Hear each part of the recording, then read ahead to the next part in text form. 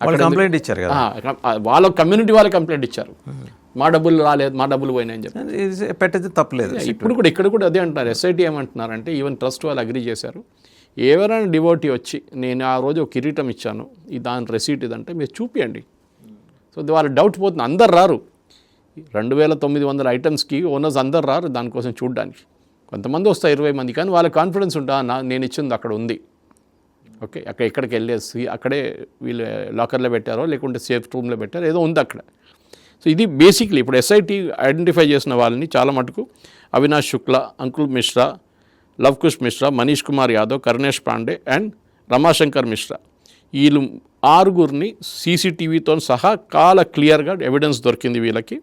Okay, ఈ Avinash Shukla and Manish Kumar వీళ్ళే hiding cash దాచిపెట్టేవాళ్ళు. వీళ్ళు ఎట్లా ఆపరేట్ చేశారని డిఫరెంట్ లెవెల్స్లో ఆపరేట్ చేశారు. ఓకే, అంటే ఒకరు చేస్తున్న పని ఇంకొకరు చేస్తారు, ఇంకో పని చేస్తున్న ఇంకొకరు చేస్తుంటారు. సో లెవెల్స్లో జరిగింది. ఒకటి తీసి ఒకటికి ఇస్తాడు. సో మీ చెక్కింగ్ ఎక్కడ ఉండదు చెక్కింగ్, నెక్స్ట్ వాడికి చెక్కింగ్ అక్కడ స్కిప్ అయింది అనుకోండి, వాడు మూడోడికి ఇస్తాడు డబ్బులు. సో దానికోసం మీరు చూడండి, వీళ్ళు 6గురు ఉన్నా కానీ బయట సర్కిల్ 20 మంది ఉన్నారు, అందరు తీసుకున్నారు కస్టడీలో. కానీ ఇప్పుడు దాకా వాళ్ళని ఇంటర్గేట్ చేశారు కానీ అరెస్ట్ చేయలేదు. ఈ 6గురిని అరెస్ట్ చేశారు అనమాట. అది కాకుండా ఈ బ్యాంక్ వాళ్ళ తప్పు కూడా ఉంది దీంట్లో. ఎందుకంటే బ్యాంక్ వీళ్ళని రిక్రూట్ చేశారంటున్నారు కౌంటింగ్ ఏజెంట్స్ని. వాళ్ళు ఏమంటున్నారు, మాకు దీంట్లో ఏం రోల్ లేదు, మేము ట్రస్ట్ దగ్గర అడిగాం, వాళ్ళు చెప్పారు 20 మందిని వీళ్ళని తీసుకోండి అని చెప్పారంట. అది ఎట్లా తీసుకుంటారండి? ఇప్పుడు ప్రొసీజర్ ఉండాలి కదా. ఇప్పుడు ట్రస్ట్ వాళ్ళు అంటారు మేము బ్యాంక్ని మార్చేస్తూ ఉంటాం. మీరు రేపు ప్రైవేట్ బ్యాంకును తీసుకున్నా ఏ బ్యాంకుని తీసుకున్నా కానీ ఈ ప్రాబ్లం సిస్టమిక్గా ఉంటుంది. ఎందుకంటే మీ ప్రాసెస్లో ఫెయిల్ అయ్యారు. మీరు స్టాండర్డ్ ఆపరేటింగ్ ప్రొసీజర్ ఏం లేదు, కౌంటింగ్ జరుగుతుంది.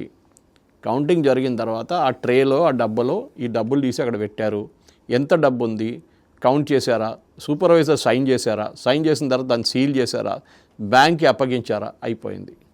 Your job ends there. ఇక్కడ ప్రాబ్లం ఏంటంటే ఈ లూజ్ క్యాష్ తీసుకెళ్ళిపోయారు వీళ్ళు, బండిల్స్గా కానీ లూజ్ క్యాష్లో బండిల్ బయటికి తీసుకెళ్లారు. దాన్ని చెకింగ్ జరగలేదు, ఫ్రిస్కింగ్ జరగలేదు. ఇట్లాంటి చాలా మటుకు ప్రాబ్లమ్స్ ఉండే అన్నమాట. సో ఎనీవే ఇప్పుడు ఉన్న దాని ప్రకారం మనకి ఉన్న ఇన్ఫర్మేషన్ ప్రకారం చాలా మటుకు దే షుడ్ బి ఎస్ఐటీ చేసినట్ల ఈ వాల్యుబుల్స్ని ఫస్ట్ ఆడిట్ చేయాల్సి వస్తుంది. అది చేసేసారు. నెక్స్ట్ ఈ డబ్బులు ఎక్కడ పోయింది, అది చాలా పెద్ద నెట్వర్క్ ఉంటుంది. మీరు చుట్టాలకి ఇస్తారు, ఆ చుట్టాలు ఎక్కడ ఉంటాడు, ఏ చుట్టాలు, వీని అడిగి మళ్ళీ వీళ్ళు 2 సార్లు కొడితే మళ్ళీ చెప్తాడు, పాట పాడతాడు, ఆన్సర్ వానికి ఇచ్చాను వీనికి ఇచ్చాను అని చెప్పేసి. ఆ డబ్బులంతా మళ్ళీ మీరు ట్రేస్ అవుట్ చేయాలి. ఏ రోజు డిపాజిట్ చేశారో, వాళ్ళకి అంత ఆదాయం ఉందా డిపాజిట్ చేయడానికి. వాడంటాడు నేను పొలం అమ్మేసుకుని వచ్చిన డబ్బులు అంటాడు. అప్పుడు మీరు చెక్ చేయాలి పొలం రియలీ అమ్మాడా ఆ సమయంలో. అది కూడా ఉంటుంది. లేకు నాకు ఎవడో లాటరీ పడింది అంటాడు. ఎక్కడ లాటరీ పడింది నీకు చూపి నాకు డీటెయిల్. ఇదంతా వీళ్ళ ఎక్స్క్యూజ్. ఇప్పుడు ఈ బ్లాక్ మనీ అనే మనం చెప్పేది ఇదే బ్లాక్ మనీ కూడా. ఎందుకంటే ఇప్పుడు మీరు దొంగతనంగా డబ్బులు తీసుకెళ్ళారు. ఇంకోటి ఏంటంటే డబ్బులు ట్యాక్స్ కట్టకుండా ఉంచుకుంటారు, ఎక్కడెక్కడ దాచుకుంటారు వీళ్ళు. ఇంట్లో కబోర్డ్ కిందనో లేకుంటే ఫ్లోర్ కిందనో రూఫ్ ఫాల్స్ రూఫ్ మీద ఎక్కడ. ఈ జరిగిన దాంట్లో ఈ జరిగిన కరప్షన్లో చాలా మటుకు క్లియర్గా అక్కడ ఉన్న ట్రస్ట్ బోర్డ్ మెంబర్స్ చాలా మటుకు వాళ్ళు రెస్పాన్సిబుల్, దాంట్లో డౌట్ లేదు. మళ్ళీ అదే అంటున్నాను నేను, ఎవరో నా కింద ఎవడో చేశారు నాకేం తెలుసు అంటే, sorry you are the boss. Harry Truman స్టైల్లో US president, the buck stops here. ఎవడు చేసిన సంబంధం లేదు, వీల్ క్యాచ్ దమ్. కానీ ఇదొక వార్నింగ్ వాసుదేవన్ గారు. ఇప్పుడు సడన్గా కేదార్నాథ్ బద్రీనాథ్ గురించి మాట్లాడుతున్నారు. బద్రీనాథ్ గురించి నిన్న ఏదో వచ్చింది, బద్రీనాథ్లో కూడా ఏదో జరిగింది ఇట్లా అని చెప్పి ఒక ఎంక్వైరీ లాంచ్ చేశారు అక్కడ కూడా. నేను చెప్తున్నాను చూడండి, అదే టైంలో కేరళలో ఒక చర్చ్ దీన్ని నిన్న ఒక న్యూస్ వచ్చింది, అక్కడ డబ్బులు కనిపించట్లేదు, దాని గురించి ఎంక్వైరీ కావాలంటే కేరళ గవర్నమెంట్ నో అని చెప్పారు. ఎందుకంటే చాలా క్లియర్గా తెలుసు, ఉత్తరప్రదేశ్లో ఎంక్వైరీ కావాలి కానీ కేరళలో ఎంక్వైరీ ఉండకూడదు. ఓకే, ఎందుకంటే వాళ్ళు ఓట్లు పోతాయి దానికోసం. నేను దీని గురించి బిలీవర్స్ చర్చ్ గురించి చెప్పాను, అది కాదు, ఇది ఇంకో కేసు. ఇది ఇట్లాంటి చాలా ఉన్నాయి. పాస్టర్లు 2 కోట్లు తీసుకొని పోయిన కేసు మన ఆంధ్రాలో ఉంది. తమిళనాడులో మ్యాక్సిమం నెంబర్ ఆఫ్ ఎన్జిఓస్ ఉన్నాయి, వాళ్ళు చేస్తున్న డబ్బులు అది ఇంకో స్టోరీ అది. సో ఇట్లాంటి దాంట్లో ప్రతి రిలీజియన్ కాకుండా నో స్పెసిఫిక్ రిలీజియన్, ఎక్కడైనా డబ్బులతో సంబంధం ఉన్నప్పుడు ఎంత డబ్బులు వచ్చినాయి, ఎంత డబ్బులు ఖర్చు అయినాయి, దీన్ని బట్టి ఉంటుంది. ఈవెన్ మీరు టెంట్ సిటీ వేస్తే కానీ, మీరు డెకరేషన్ పెడితే కానీ, మీరు ఆడియో విజువల్ సిస్టమ్ పెట్టినా కానీ, మీ అడ్వర్టైజింగ్ ఇచ్చినా కానీ అన్నిటికీ టెండర్ పిలిచారా లేదా, did you call for tender, lowest tender వాడికి ఇచ్చాడా, లేకుంటే నా చుట్టూ ఆ టెంట్ హౌస్ వాడు వాడికి ఇచ్చారా అంటాడు. ఇది మన దాంట్లో ఈవెన్ చిన్న గుళ్ళో కూడా జరుగుతుంది. అది నాకు తెలిసిన కుక్ రాడు, మంచిగా వండుతాడు, వాడు వాడికి ఇచ్చేయి అంటాడు. కానీ అట్లీస్ట్ ఒక కుకింగ్ కానీ మిగతా టెండర్ పిలిచారా లేదా, మీకు తెలిసింది కాస్టింగ్ ఎంత ఉంది, ఇది కాస్టింగ్ ఎంత ఉంది అనేది. ఇప్పుడు జరిగిన దాంట్లో విశ్వాసం చాలా ఇంపార్టెంట్. ఏంటంటే మనం ఇచ్చిన దానం అది మనం ఇప్పుడు కొంతమంది అడిగారు, సురేష్ గారు మీరు 2-3 రోజులు దీని గురించే మాట్లాడుతున్నారు, రామ్ టెంపుల్ గురించి, అక్కడ జరిగిన కాంట్రవర్సీ గురించి. నిజం తప్పేముంది? మన హిందువులుగా ఉండి మనం క్వశ్చన్ చేయకపోతే ఇంకెవరు క్వశ్చన్ చేస్తారు? బయట ఎవడో క్వశ్చన్ చేస్తే మనం సమానం చెప్పుకోవటం ఏంటి? అదేంటన్నా, అది ఇప్పుడు జరుగుతుంది కూడా. సమాజ్వాదీ పార్టీలో కొంతమంది ముస్లిం ఎమ్మెల్యేస్ అడుగుతున్నారు ప్రశ్నలు, ఏం జరిగింది అక్కడ? అరే మీరే అన్నారు కదా రాముడు లేడని, మళ్ళీ మీకేం పోయింది ఇప్పుడు problem? So we should definitely మనం స్పాట్లెస్గా ఉండాలి రికార్డ్, అది మెయిన్. తిరుమలలో ఒకసారి చాలా అవకతవకలు జరిగింది, దాని తర్వాత మంచి ఈఓస్ని తీసుకొచ్చారు, వాళ్ళ సిస్టమ్ మొత్తం క్లీన్ చేశారు. So TTD as an example తీసుకోవచ్చు, how they are managing it అని. ఎంతో అసలు ఇక్కడ నుంచి క్యూ తీసుకోవచ్చు సార్. ఇంతకుముందు ఇక్కడ ఈవోలుగా చేసిన వాళ్ళ సర్వీసెస్ అక్కడ ఉపయోగించుకోవచ్చు. అంటే మళ్ళీ వాళ్ళు డే టు డే అక్కడ కూర్చోవాల్సి వస్తుంది. కనీసం వాళ్ళ గైడెన్స్ తీసుకోవచ్చు. They can be guidance committee which can oversight committee కూడా ఉండాలి ఒకటి.